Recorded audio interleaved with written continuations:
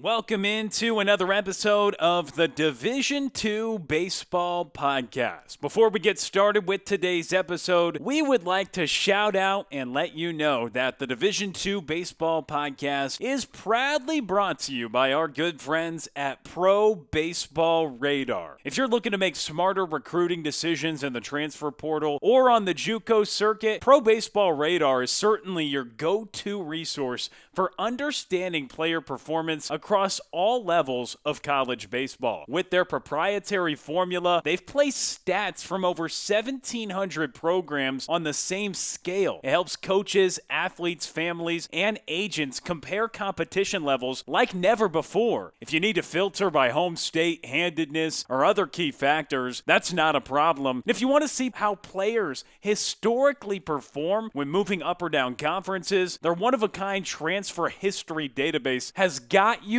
covered. So save time, gain an edge, and make data-driven decisions with Pro Baseball Radar. Visit probaseballradar.com or follow them on X at Baseball Radar and schedule a demo today. Pro Baseball Radar, because the right move starts with the right data. Welcome into the Division II Baseball Podcast alongside Robert Fry. I'm Will Connerly. We're joined alongside John Schaly today, head coach for the Ashland University Eagles. And over this weekend, they completed a sweep. They started conference playoff on the right foot, beating Walsh. But in the midst of that as well, a huge milestone happened, and coach became the all-time wins leader at the Division II level. 1,325 to make him the all-time wins leader. And we're here today to talk with John about that huge moment, but also about the Eagles program and team in general. So, John, welcome to the show. Thanks so much for joining us. And let's start there. Big weekend, big moment for you. What is that take? Walk us through those emotions that you felt this past weekend with the big milestone. Right. Thanks for having me, guys. Really appreciate everything you guys do for Division II baseball as well. We've never been covered like this. So thank you guys. But I think number one, it tells you how old I am. Really, a lot of thoughts through, all the years, the players, and I had a number of alums that were able to be there that day. And, but like I told people here, one guy can't do it. I've had some great players over the years, guys that have bought into our system, hard workers, veterans become good leaders to teach young guys our culture, great assistant coaches. I've been blessed. And the staff I have right now, actually, we have 4 assistants. I have 2 with the pitchers, 2 with the hitters. I've never had that many assistant coaches before. And but great assistant coaches through the years, support staff, strength coaches. Like I said, one guy can't do it. And I've truly been blessed to be able to work with, these young guys. And really what I like is seeing what they do after they graduate, and become leaders in their communities and become great husbands, fathers. We had 3 of them there the other day, and they all have 9-year-old boys. They're all coaching this team together with 3 of the boys. So I said, I'm going to come to one of your guys' little guys' games this summer. I want to see you guys coach the little guys. But that's what's neat about it. And Coach, speaking of what's neat about it too, let's go a little bit into the season, especially specifically this past weekend. Talk a little bit about being able to start off the GMAC on a strong foot by going 4-0.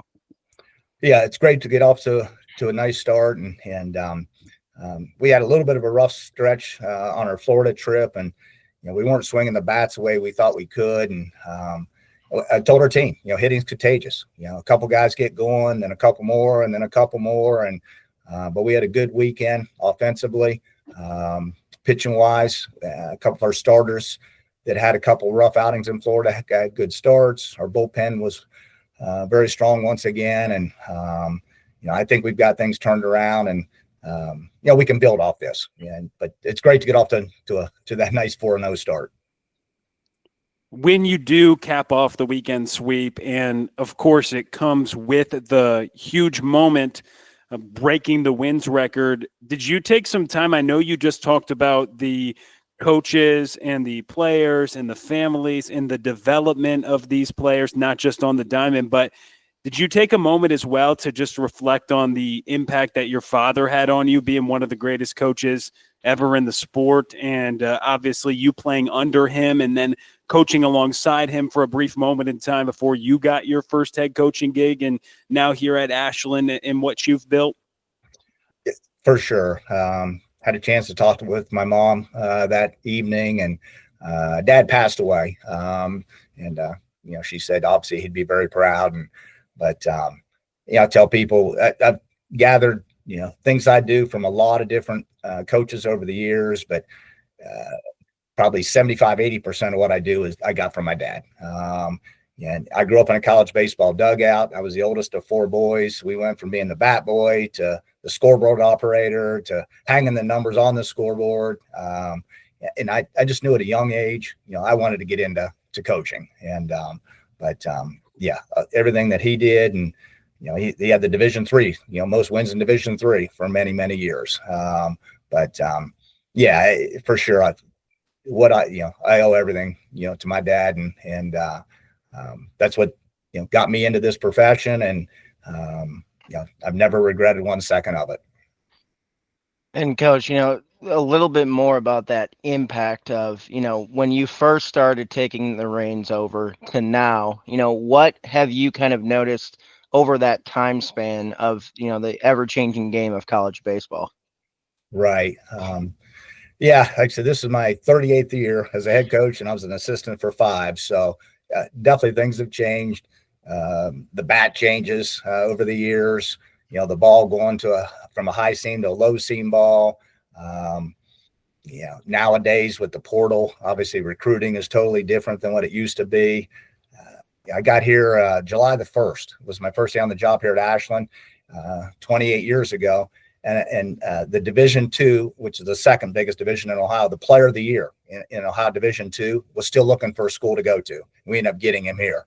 That would never happen nowadays. Just, they've had to adjust through the years, and, I think changes for the good. Some guys have been around as long as I have, maybe kind of knock the young guys, but they work hard. They want to get better. They want to be developed. They want to learn. We might have to do it in a little different way, but that work ethic and all that, that has always been there. I don't think that has changed at all. On that note, there has been, just the changes to the format, right, of just the Division II baseball scene. It is interesting to see because, like, when you started at Ashland, wasn't it 4 teams in the regional, and now it's expanded it went to 6 and then 8, and now it's 7, and who knows what it's going to be every other year. But the part of the changing, we measure so much success in athletics based off postseason success, at least from our perspective in the media. And I know that's probably changed quite a bit as well, Coach. It sure has. Actually, I was at St. Leo before here, and back then they were all 3-team regionals. So there are 8 regions of 3, so only 24 teams got to go to NCAA postseason play. Now we have, I think it's 56. So a lot more teams get that opportunity, which is great. That experience. And they went from 3-team regionals to 4-team regionals. Then for a while we were at 8-team regionals, and now we do the sub-regionals.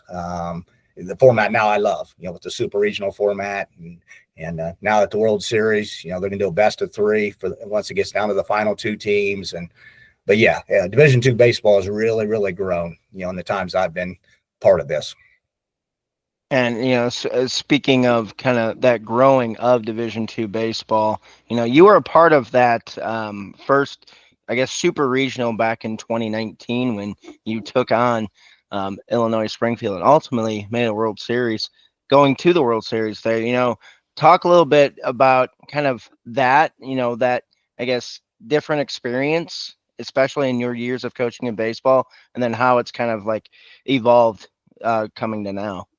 Right. Like I said earlier, I love the format we have now, and we were fortunate to be able to host the super regional, and it went to the 3rd game. That's by far the biggest crowd we've ever had at Ashland University. I'm not good at judging numbers. Some people say close to 1,000. There were no seats. People were standing all around the field, but just a great atmosphere, experience. And we had a rain delay. I can't remember what inning it was in. And it was, I don't know, probably an hour and a half, 2 hour rain delay. And then still lots of people, not quite as many, but there was still a lot of people that came back after the rain delay. But the super regional format, I think, is really special. And you get it down to 2 teams, best 2 out of 3, and on campus. It's just great for our sport. Speaking of super regionals and just going there, what do you think for Ashland it needs to do to get there? Let's talk about this team. Do you think this squad is a team that can go on a run? Certainly just would love your thoughts on how you've performed this year. Coming in, we were high on Ashland. We really were. And we look at the talent you have on both sides. Love your thoughts on this before we get into my commentary, Coach, but would love to just hear your thoughts on just the team so far and if you think this team can go on a deep run. I really believe it. I tell our guys, and I've seen some great teams over the years, and this team has the ability and the potential. We got to get more consistent, no question about it, in all 3 phases, hitting, pitching, defense. We upgraded our schedule. We got to go to Houston opening weekend, played 3 nationally ranked teams, won 2 of them. Both of those were come from behind wins. One was a walk-off.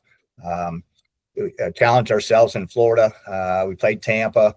But we had 8 games down there, and 5 of the 8, we faced the other team's best pitcher. So we did struggle a little bit, but we were facing some really good pitching. I think that's going to pay off for us down the road. We've been playing some younger guys that are really doing well. We had a couple of veterans struggle a little bit, but they'll get going. We know that what they're capable of. And so honestly, it's going to give us more depth. We can go 15, 16 deep, I think, offensively, legitimate starters. We threw 10 pitchers this past weekend, and we have 3 or 4 other pitchers that are really good that just didn't get the opportunity. So we have the depth, but we just got to get more consistent. That's probably the biggest thing we need to do right now. And Coach, you talked a little bit about that schedule and how that helps prepare you, especially, in the format of today's game where, having good non-conference opponents out of non-conference play can be good for, getting a bid into the postseason. Talk a little bit about, creating that schedule for 2025 and how it's impacted you to maybe help say, hey, we've played a great schedule so far. Right. Yeah, this is we've always done our Florida trip, but we did our first 3 games this year. We played at the University of Tampa's field, kind of with Davenport and Minnesota Crookston and Tampa and ourselves, kind of a little round robin that I thought would be really good. And we struggled those 3 games, but I think we learned some things. And then the rest of the trip, we started playing a little bit better. We started a booster club a few years ago. We'd been invited to Houston before, but we just didn't have the money. But with our fundraising, so being able to do both the Houston trip and the Florida trip, I think it's really going to pay off and help us come conference time.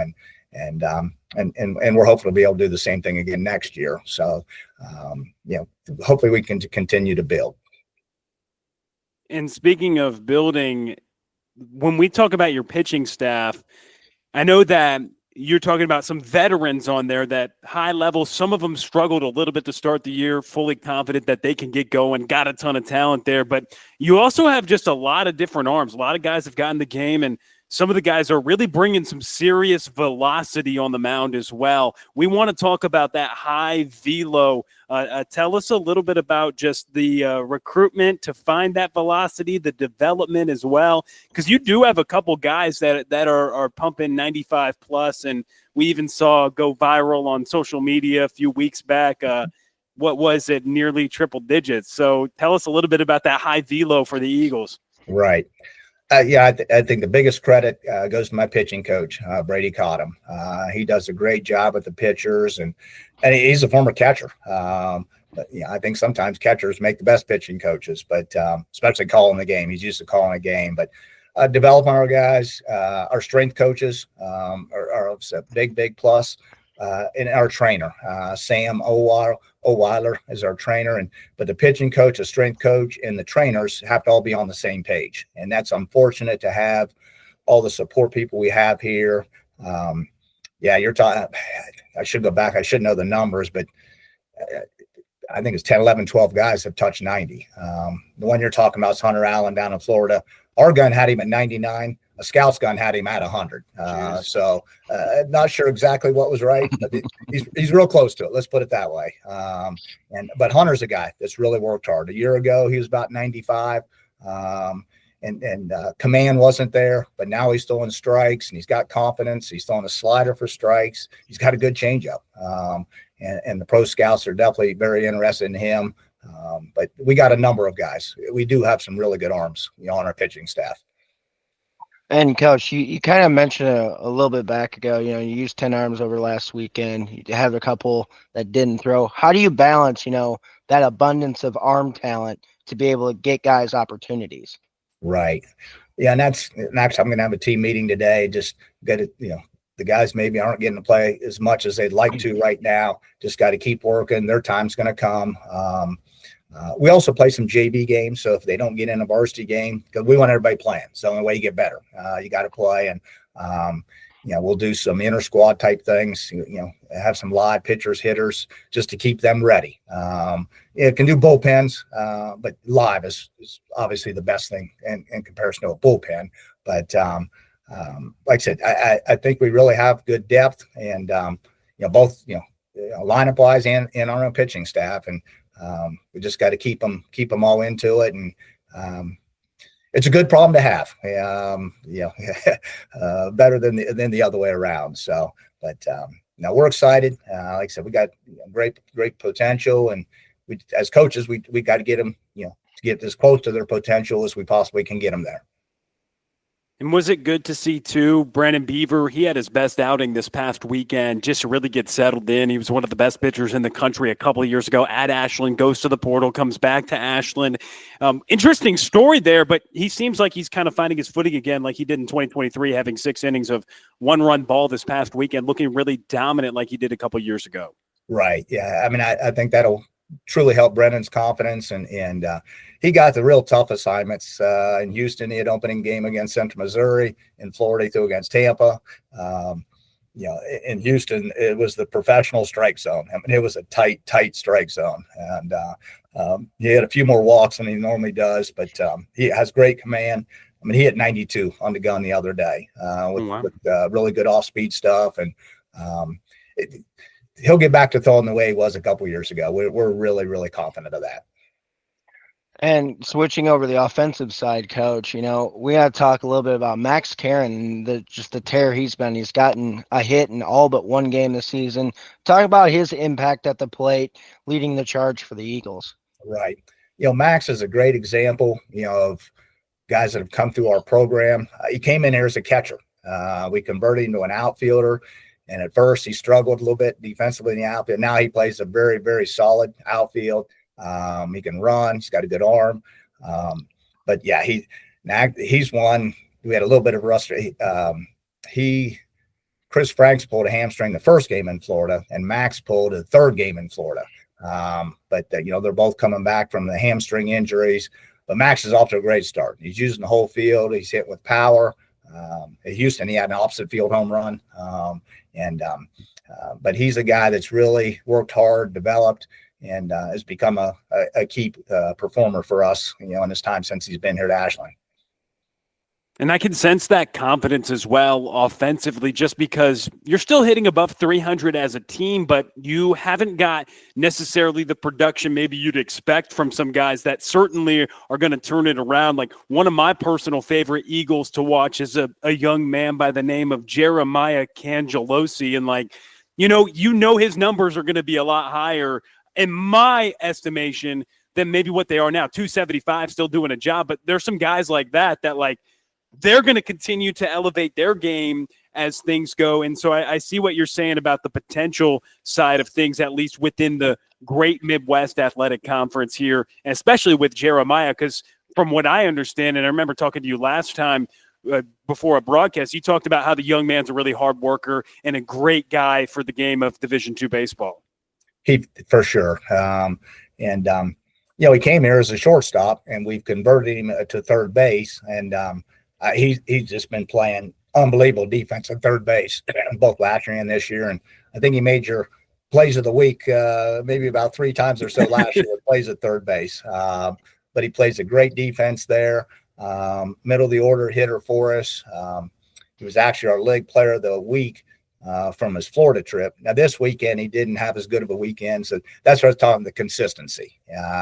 Been seeing it here and there in flashes, and he'll get consistent along with a couple of our other veterans, so we know they're capable of putting up big numbers, and just haven't gotten off to the great start. But we know what they're capable of, and we'll get those guys going as well. And like I said, the young guys have stepped in and performed, and so it's really going to help our depth.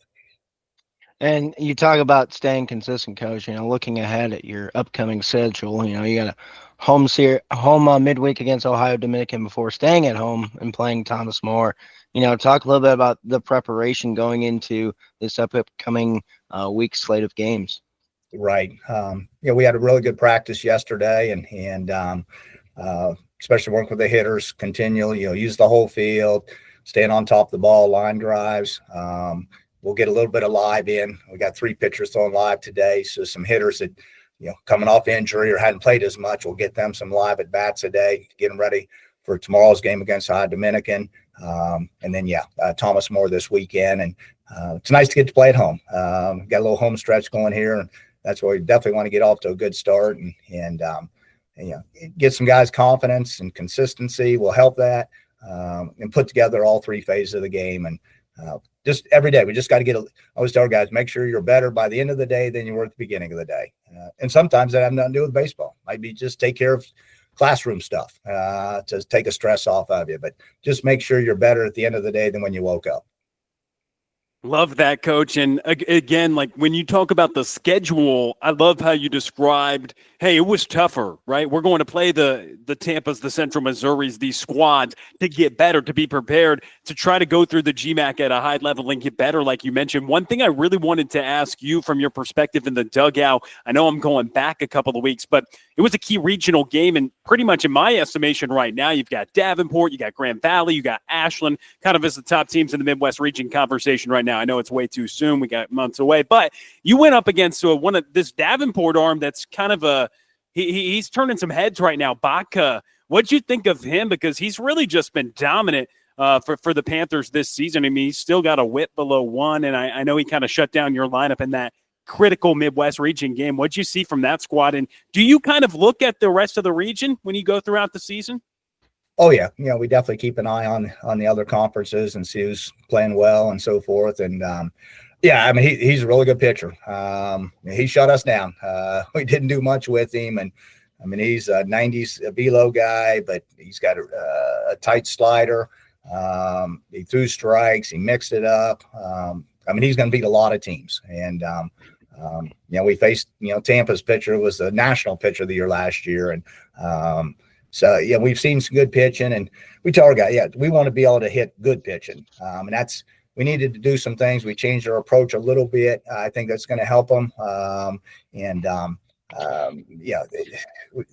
got to be able to beat the good teams and the good pitchers. And Coach, we talk about good teams that you played down south and good teams that are out there, but you also have the opportunity of playing good teams that are somewhat nearby to you in the PSAC. I know you play Gannon, you play Slippery Rock, but how does those, midweek games against those kind of teams help you prepare for the postseason? Oh, for sure. And, especially develop more of a pitching staff. So some guys that didn't get a chance on the weekend will get to throw during the week. Maybe get a chance to play a few other guys in the lineup. Like I said, it helps with that depth that we've been talking about. It keeps us, on our toes, prepare us obviously for the next weekend conference series. Those midweeks are important, especially in developing that depth. And Coach, final question from me just to close this out. I know a lot of the conversation's been about Ashland, the Eagles, but also you and the milestone that you were able to get this past weekend. After getting 42 wins a year ago and coming into this season, starting 4-0 in conference play, and now having the honor of the most ever wins in Division II baseball history, moving forward and looking ahead, where does that memory just lie for you, and how do you just kind of continue to get better and think about getting better when you've reached such great heights? I know you've mentioned multiple times during this interview, it's all about getting better with your team, but just personally, do you ever stop and reflect and like, wow, you know, I for 38 years, I'm a high-level baseball coach, and I'm one of the greatest to do it? No, I'm not. No, it's all about the players, and every team's different. So yeah, maybe what worked last year, even with some of the same guys, may not work this year. We might have to do. And I'm always trying to learn. I'm watching videos, I'm listening to podcasts, going to conventions. Yeah, I'm a lifelong learner, and I can get better myself. And I make mistakes. I tell our guys I make mistakes too. We got to move on. So what? Next pitch. But maybe when the season's over with in the summer, might have time to think about things a little bit. But right now, I'm just trying to figure out how we can win tomorrow. And Coach, final question I have for you to wrap this up is, in your tenure as a coach, what kind of advice would you give to those young coaches / players who want to get into coaching, to be able to get into coaching and have success in coaching? Right. I mean, I would highly recommend this profession, and some you got to start at the bottom. I was a graduate assistant coach. You may have to be a volunteer. Just always try to be learning. Keep your ears open, ask questions, talk to people. Like I said, go to clinics. There's all kind of stuff on the internet, obviously videos, all that kind of thing, and just constantly be learning, trying to get better. But yeah, I decided many, many, many years ago, I was a good student in school. I could have done some other things that I would have made a lot more money, but I'd rather do something I enjoy doing. And I don't feel like this is a job. Yeah, I get to go and hang out with younger guys. They keep me young. I started lifting weights with them this year. I like to do that. But it just, it's rewarding. And especially when you see what they do after they graduate, and the kind of people they become. And that's the most important thing. And that's what's neat, And now that, I have a number of alums to see what all they have become and have done. And that's the rewarding part of this profession.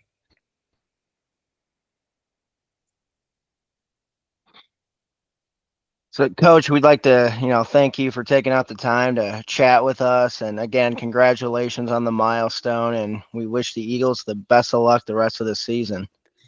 Thank you, guys. Will, Robert, like I said, I really appreciate what you guys do for Division II baseball. Thank you. And that is head coach John Schaly at Ashland University.